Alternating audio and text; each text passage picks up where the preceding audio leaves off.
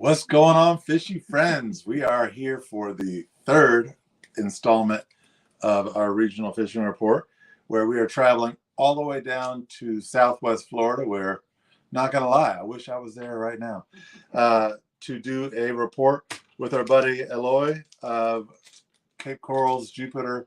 Did I do it again? I said it right this time. You did. Cape Coral's Jupiter kayak fishing.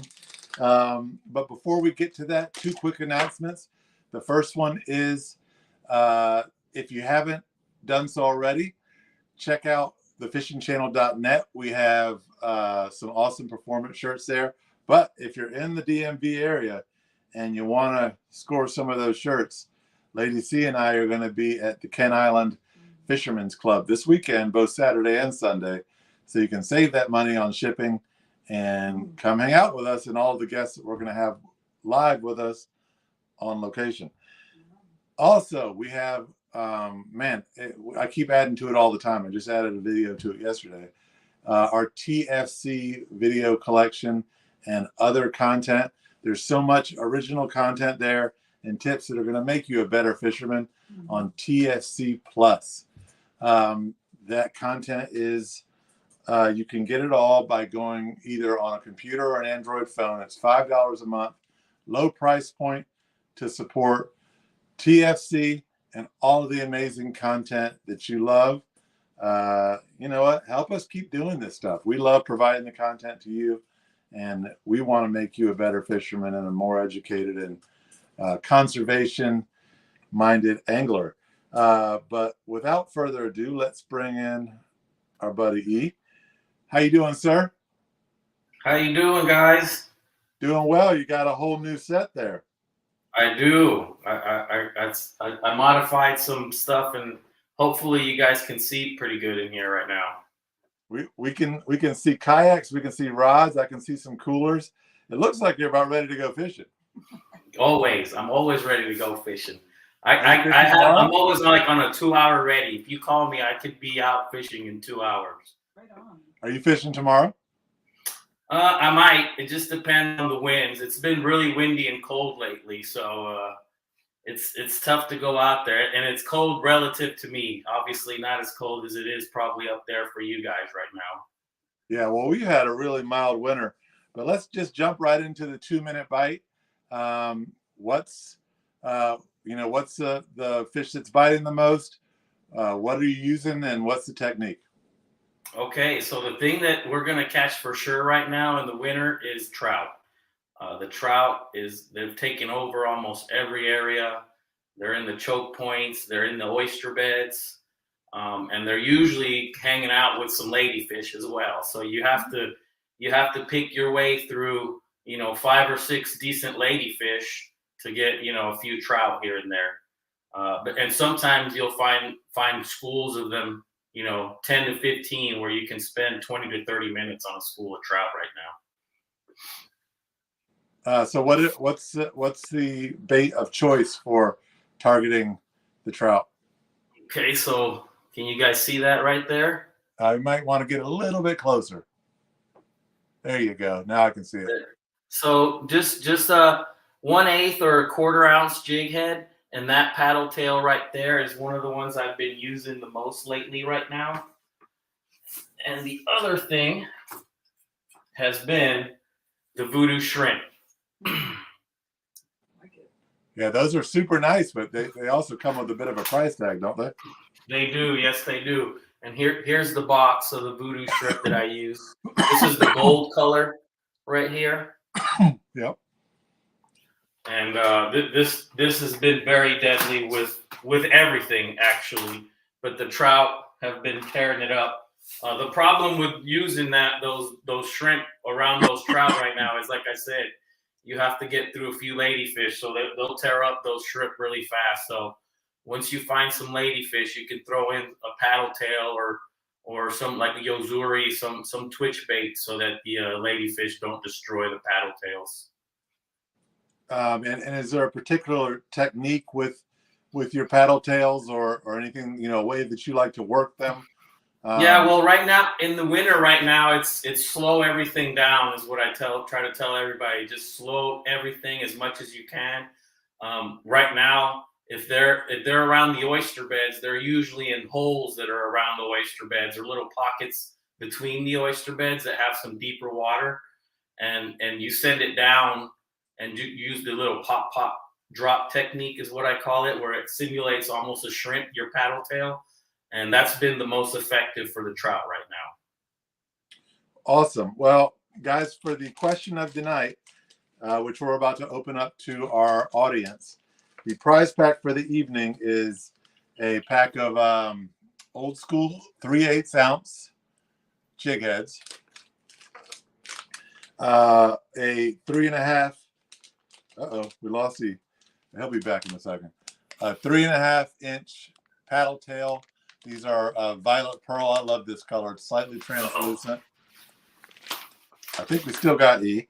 And then, a really cool sticker or decal to put on your kayak or on your truck or your boat or however you like it. Hey, E, I think we lost your camera. There you go. All right. We back?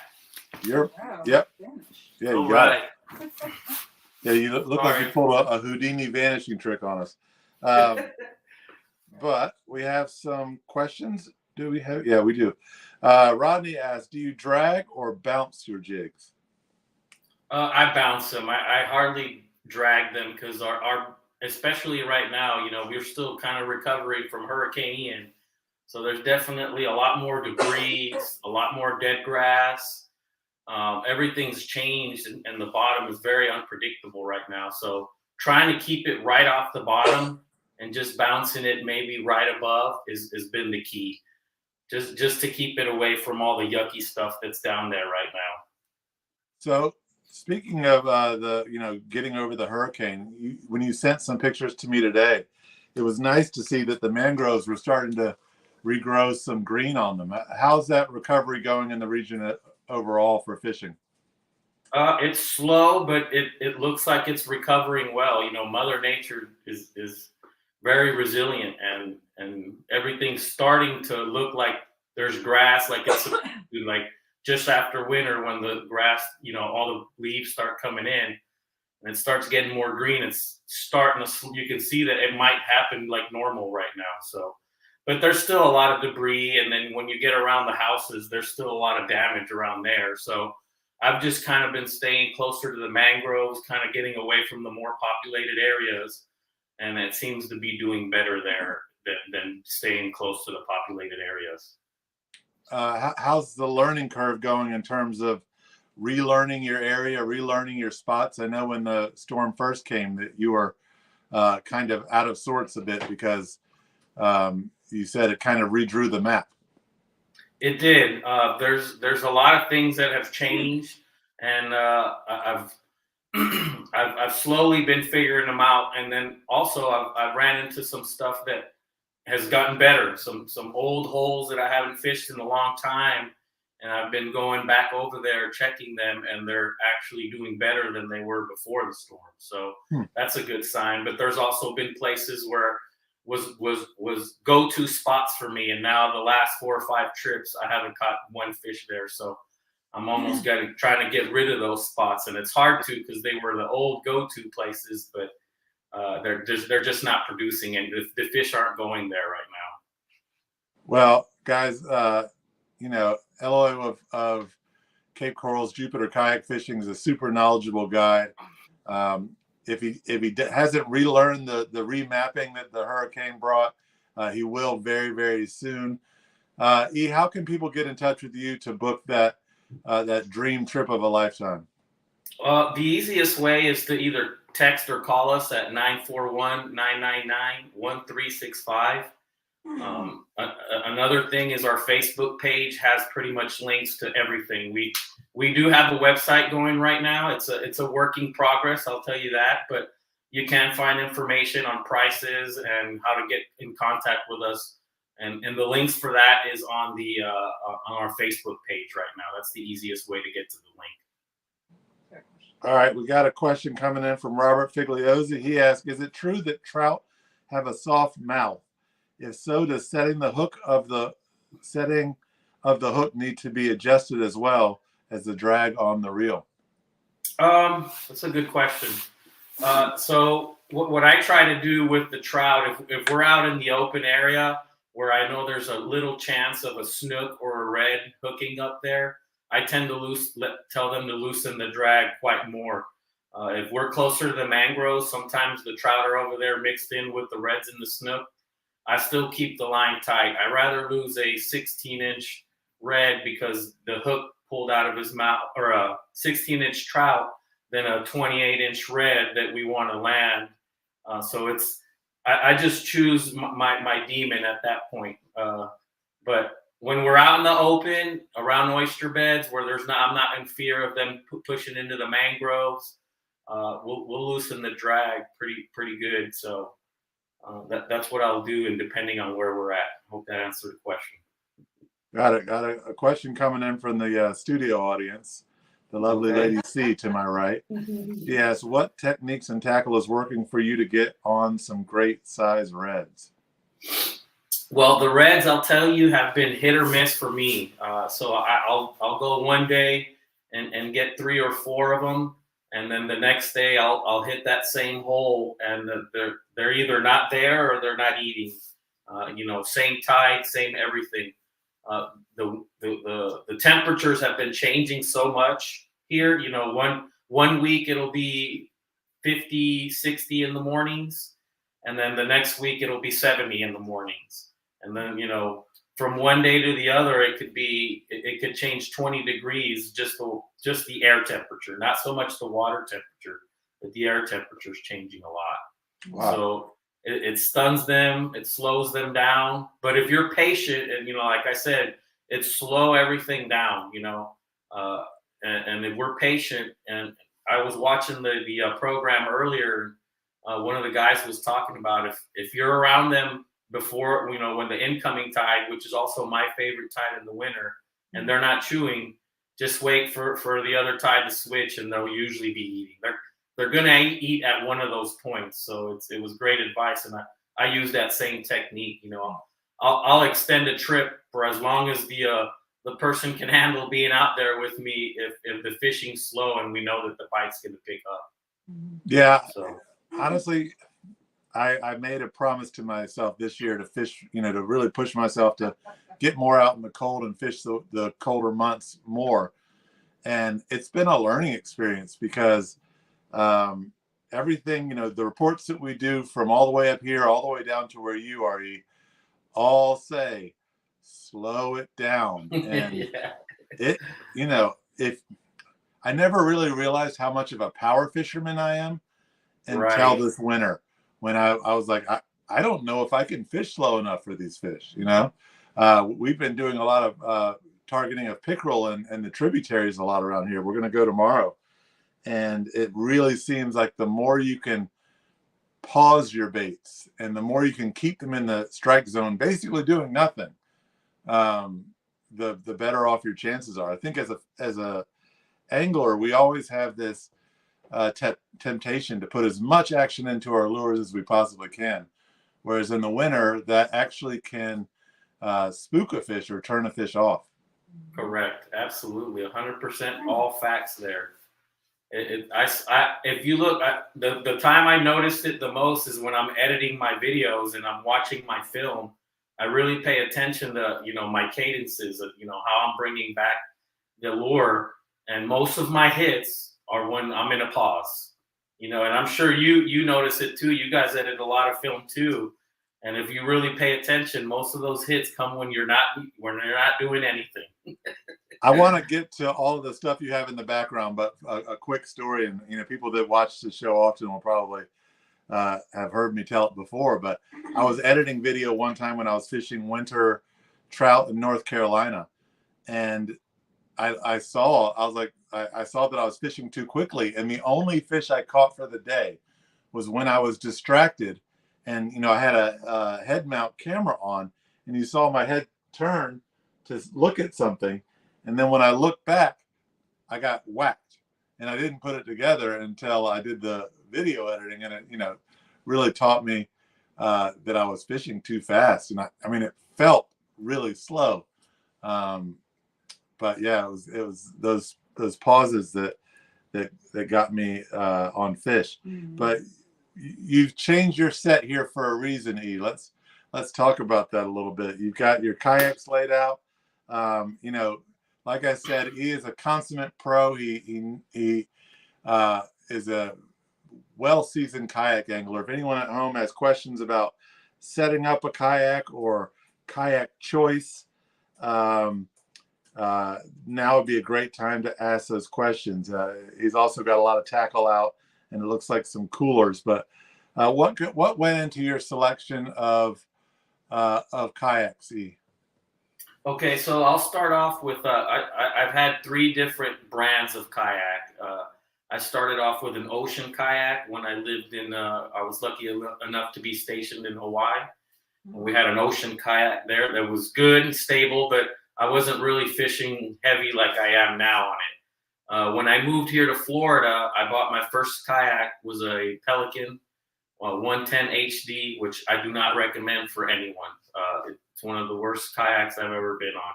If someone gives that thing to you for free, sell it. And then after that, Pelican is one of our sponsors.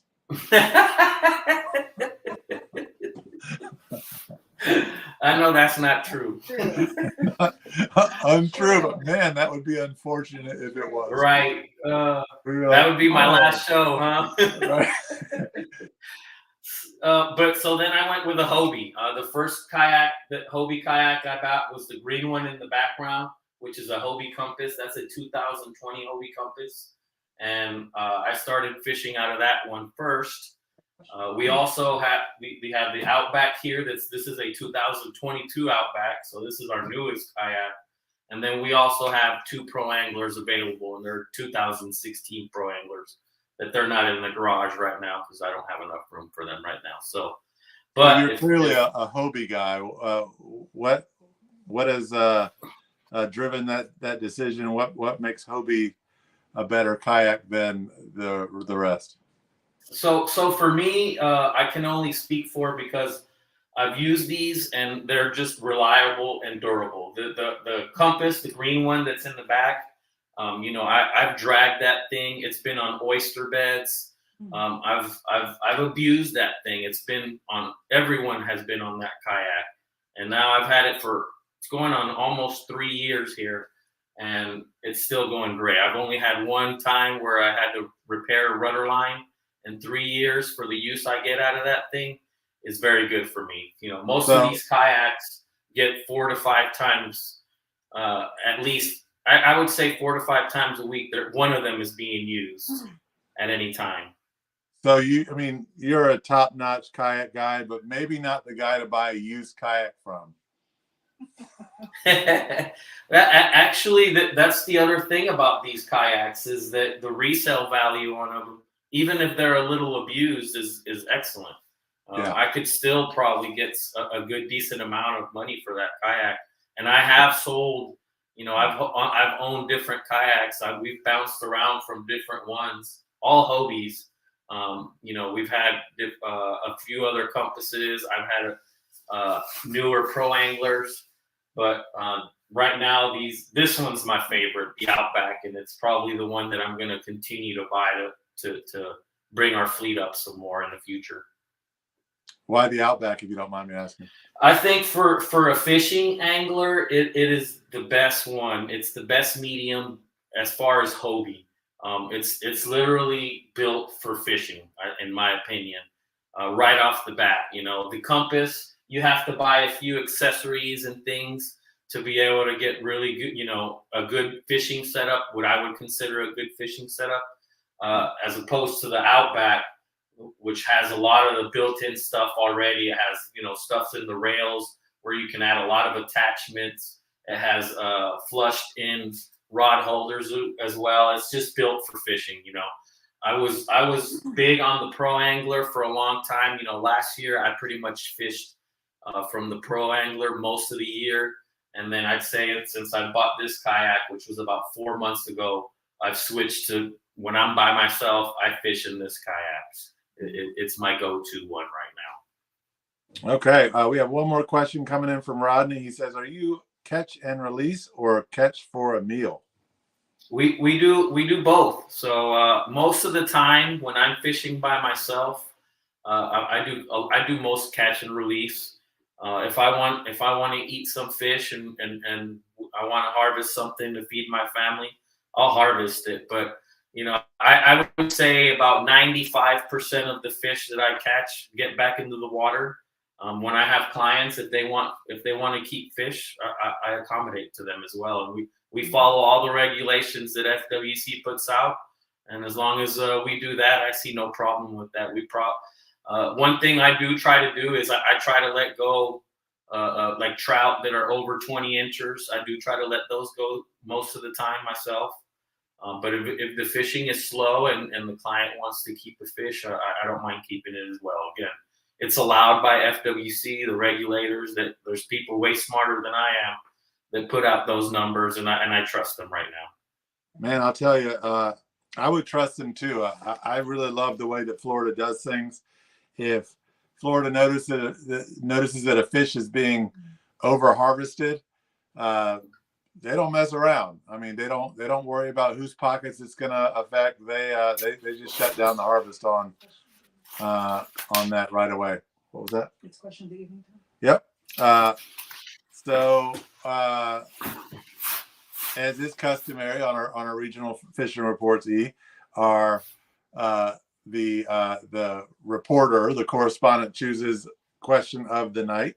Did you have a question that struck you as worthy of being the winner? Just the retrieve of keeping it in the bottom or in the mud.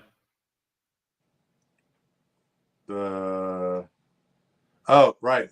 Whether it was whether you drag or bounce your jigs. Correct, that one. Rodney asked a lot of questions tonight, and he got rewarded with the old school prize pack of the 3/8 ounce jigs and the violet pearl 3.5 inch fatty paddle tails, and a nice old school sticker for you to put on your kayak, your boat, your truck, what have you. Rodney, in Independence, Missouri, man, these will crush you some bass or whatever else it is that you are targeting. We do look like we have one. Did we see a question come in late? We can do it. We'll do it real quick, especially because I don't recognize the name. We always like to have new viewers. Jeremy Aller. Jeremy, I didn't just maul your name, Jeremy Aller. After you select a kayak that works for you, what would you say is the most essential piece of equipment to have for it? Man, Jeremy, you probably could. Man, he could have. I already gave the question of the night, but that's a good question. Jeremy, we're going to send you something for that, buddy. That's a great question. That is a great question. I think for me, it's an accessory for the kayak would be an anchor. I have a lot of people that don't use anchors at all, but I'm a big guy, especially again, like we were talking about in the winter when you do have to slow down. It's good if you stop in an area and really work it for 10 to 15 minutes. You'd be surprised how many times, again, when I'm editing the videos is when I notice all this stuff where I was filming for 10 minutes, right when I was about to move, which is usually my counter, right at the end of that is when I got a bite. And then there's another bite right after that. So just, again, slowing down and having an anchor to stop you from doing that, sometimes it's essential for me, I think. Man, I couldn't agree with you more. Between, having a power pole or an anchor or a stakeout pole or a spike, a trolling motor, boat positioning, it's hard to think of something more important than being able to position your boat, your kayak, wind, current, tides, can push you all around and make you spend a whole lot of time trying to position yourself and not enough time staying on the fish. And we have anchor trolleys on all our kayaks as well for that reason, so you can adjust where you're facing without much issues. If you don't have that, it could be a nightmare. Yep. So Jeremy, Lady C just put it up to contact us at admin@thefishingchannel.net. And we will send you something, because that was a great question, and you probably got it in on time. I just didn't see it. But E, it's been a pleasure, bro. I love the new set. Next time, I think if we did the same set, we could probably go over, cooler selection for a kayak, which I think is an underestimated thing. We could go over rod and reel selection and a lot of other stuff. But everyone at home, thank you guys for the amazing questions. We are done for the night. If you haven't seen us before, we do fishing reports every Thursday night all throughout the year. And on Tuesday nights in the winter, we do the Crazy Horse Fishing Hour, which is kind of more of a talk show like format, where we really dive into issues based on conservation, restoration, and education in the fishery. But E, thanks so much. You want to close us out? No, thanks to you guys for always having me on here. I have so much fun doing this and learning from watching all the other guys you guys have on this show. I love what you guys are doing, and keep doing the good work. Well, man, as long as you keep coming on here doing this amazing report and providing such awesome content, we'll keep having you. Fish on. All right, guys. Have a great evening, fishy friends, and we will see you on Tuesday.